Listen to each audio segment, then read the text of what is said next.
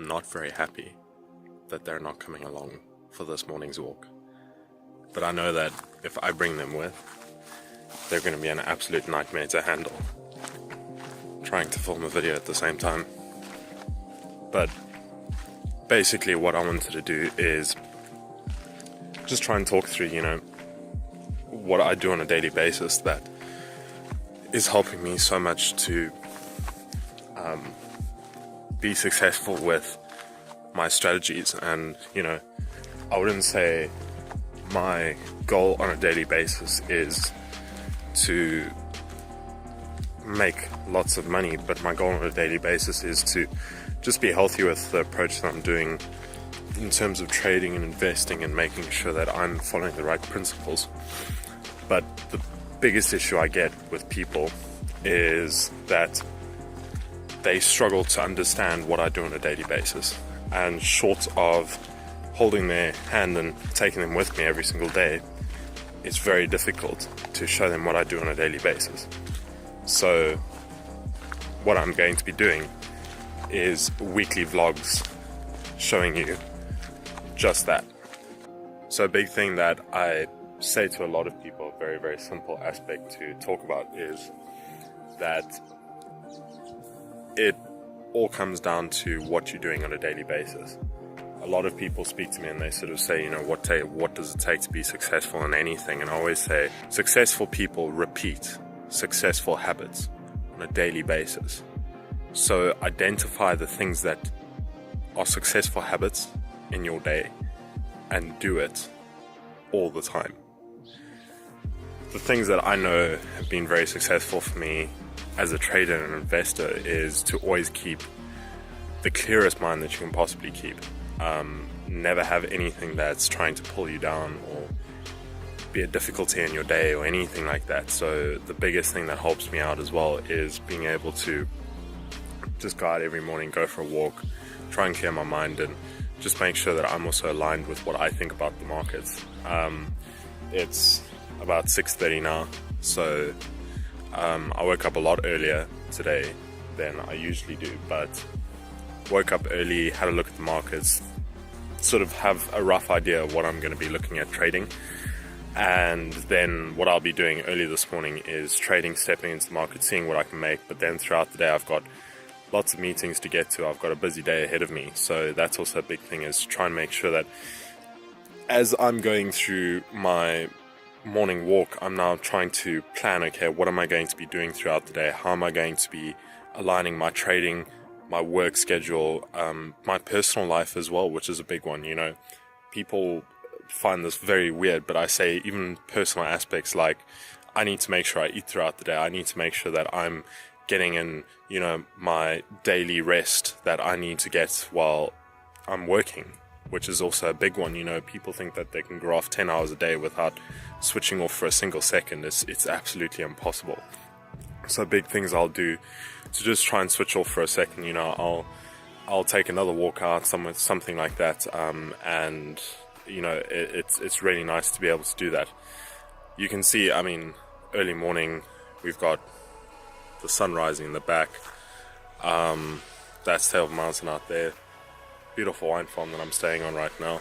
Now that I've just moved back from Johannesburg, I'm sort of not really sure where I want to be moving. I'm really wanting to move somewhere towards Camps Bay area, Sea Point area, but unfortunately I'm just not finding the right places to look for. So it's really nice to come back home for a while, just spend some time with family, spend some time with everyone. It's also helping me settle down and try and realign myself a lot with after a pretty busy year of traveling. It's actually quite funny, this I don't know if anyone noticed in the videos, he's actually running away now. This is the one that usually joins me on my daily walks. He is up from 4 in the morning, causing absolute mayhem. He's just like I was when I was a kid, and he literally comes hunting with me while I go for a walk, and he is an absolute nightmare to deal with. He's hunting right now as well. But it's these things that are part of my daily routine of my day, that it's it's the simple things that make you successful as a trader, you know, having that daily lifestyle that you're leading, making sure every day you're planning yourself. You know, the worst part that I have is if I go running full speed into my office, I've got meetings, I've got proposals I've got to send out, I've got trading I need to do, students I need to contact, the training I need to send out as well for all of my students that you're also training on. And if I'm not structured through my day, I'm not going to succeed. I'm not going to perform, and I should not even feel bad about myself if the day turns into a failure. So this is the most important part of the entire day, is making sure that you start aligning yourself with what are you going to be doing throughout the day, how are you going to be doing it, and then just visualizing everything that you're going to be doing throughout the day. It is by far the most important thing that you can learn in anything you do. You know, whether you carry on trading for the next 10 years or you stop trading immediately, this is going to be one life lesson that you can take away that will probably be more important than most life lessons that you can learn, is being able to take a step back and structure your day and just work through it. And also take your cat for a walk, which I heard is pretty important to do as well. This is a great sort of sum up to what I do as my morning routine. And you know, I started doing it when I moved to Bloberg quite a while ago. I moved straight to the beach over there. So was staying by myself, and I decided one day that it was going to be really important to start getting out to the beach, walking every morning. And every single time I went out, I was late for the sunrise. And every day I went earlier and earlier and earlier, and I soon got to the point where every single day I was going out to see the sunrise. And you know, when you're sitting there by yourself, it's silent. There's no one there, there's no distractions, there's no cats that are trying to attack you. And it's very tranquil, but it's a forcing nature. And this is a big one, is people have this in moments where they're alone, where they're by themselves, where it's, you know, me, myself, and I always call it the me, myself, and I moments that people forget to have with themselves. It's where you're able to spend time thinking about what you're going to be doing in your day and just evaluating yourself. You know, I always say two major fallbacks and drawbacks that we have in society's understanding of themselves is that we measure ourselves against others, which is bad. We should never measure ourselves against others, because others have different performances, they have different skill sets, they have different variables that are affecting their lives.